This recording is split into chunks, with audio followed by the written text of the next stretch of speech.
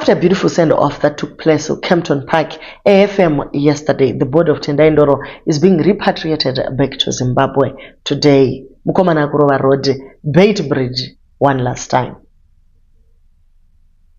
Welcome back to the channel. Please don't forget to like and subscribe. This issue got me thinking of death, guys. Katimbotaura inyaya iyi ku team diaspora, New Zealand, Britain, Germany, wherever you are, kuma islands uko. I know ka pese pe world map aiwa ushai kana mzimba aripo. Turukuti ku Russia, kwa muri, ku India, ku Poland.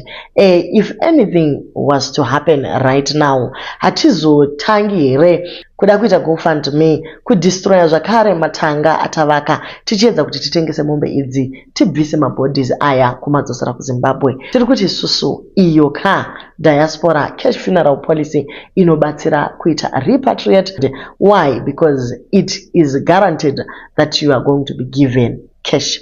Cash munoziva guys kuti yakanakira pachiyi.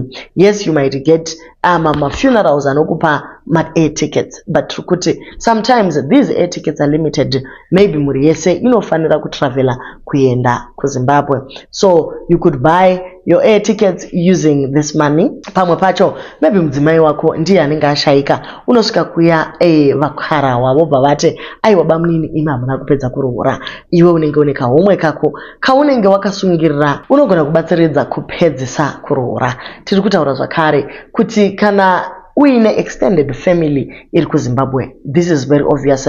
That is one of the major reasons why we relocate, because tinoda kuti tisimudzire vasara. Tiri kuti isusu semi ma firstborn kunyanya nevamwe vese vari ku diaspora munoziva kuti hapana chinofamba kana muchinge musati matumira mayusa namapaundi nezvimwe zvakadaro. Tiri kuti isusu you need to have this beautiful policy. So I'm going to leave a link down below per description box. I'm also going to pin a comment. Please follow that link. Then you are going to get agents that are waiting to explain to you how much you pay and how much you get out of it. Regai tidzokere kunyaya yaNdoro. Rufu ruchabatirwa kuBulawayo, so vachisumuka vari kunanga straight kuBulawayo.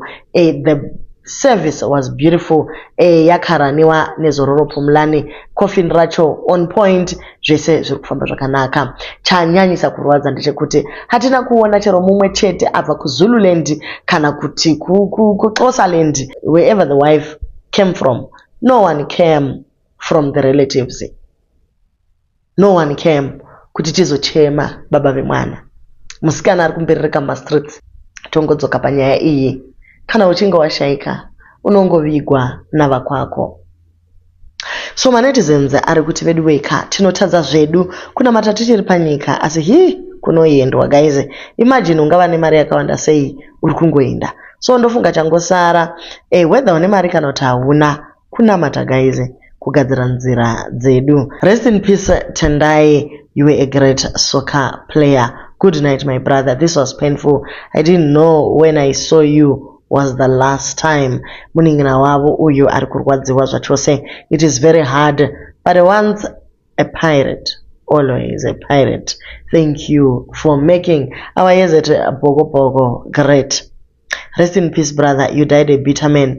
Just find peace, the one behind your predicament. A day is on its way. We have done your part on earth. Go well my hero. I will always remember your goals for my team, Orlando Pirates. Thank you for playing for us, Bucks family. Life is very painful sometimes. Zvakaoma tinongozvibvunza kuti ndekupi kukuri kuendwa kusingazare.